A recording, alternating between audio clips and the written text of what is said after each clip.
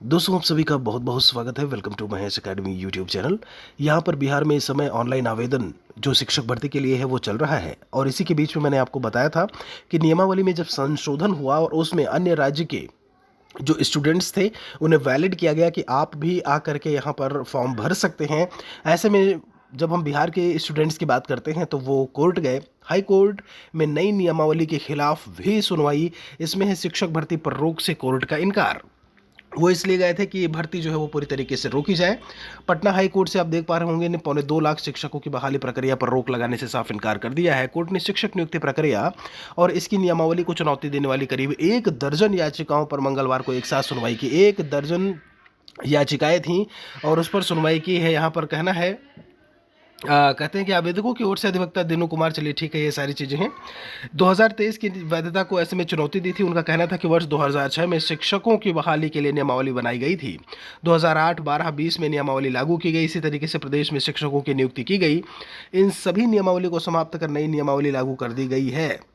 उनका कहना था कि पूर्व के नियमों के तहत स्कूलों में शिक्षकों को नियुक्ति का अधिकार पंचायत समिति, जिला परिषद और नगर पालिका के हाथों में था।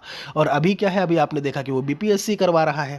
ठीक है, अब सरकार बीपीएससी के माध्यम से बहाली कर रही है। उनका कहना है कि पंचायत समिति की बात करें और जो भी ऐसे में हैं उनके सिद्धांतों का हनन है ऐसे में कि वो पेपर अब नहीं करवा रहे हैं। बात को समझिएगा। यहाँ पे आगे कुछ और भी बातें कही गई हैं। जबकि इसके पूर्व टीईटी परीक्षा पास उम्मीदवारों को शिक्षक बहाल किया गया था। कुछ और भी बातें यहाँ पर दी गई हैं और मैं आपको बता दूं, सरकार को नई नियमावली बनाने का अधिकार है। महाधिवक्ता के द्वारा ये बात बताई गई।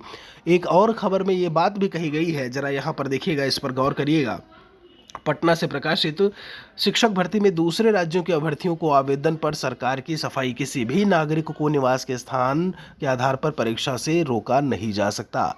एक घटना जो मैंने, जब हम बात करते हैं यूपी में जो आपकी बड़ी भर्ती हुई थी, उसमें मैंने आपको बताया था कि उसमें भी ये बात कही गई थी कि यूपी के निवासी ही जो 5 साल से हैं वही आवेदन कर सकते हैं। बट उसमें बाद में कोर्ट में जाकर के अदर स्टेट के स्टूडेंट्स ने भी लाभ लिया था on the basis of article number 16। और यही देखिए यहाँ पर 16 का हवाला फिर से दिया गया है।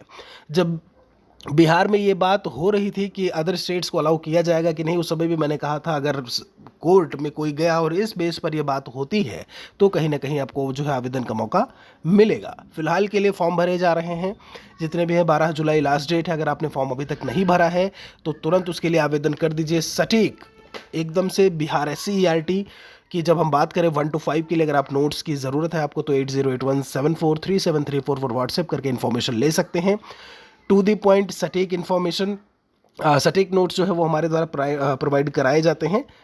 बाकी कोई और सवाल है तो कमेंट सेक्शन में हमारे लिए ज़रूर लिखिएगा। शुक्रिया आप सभी का।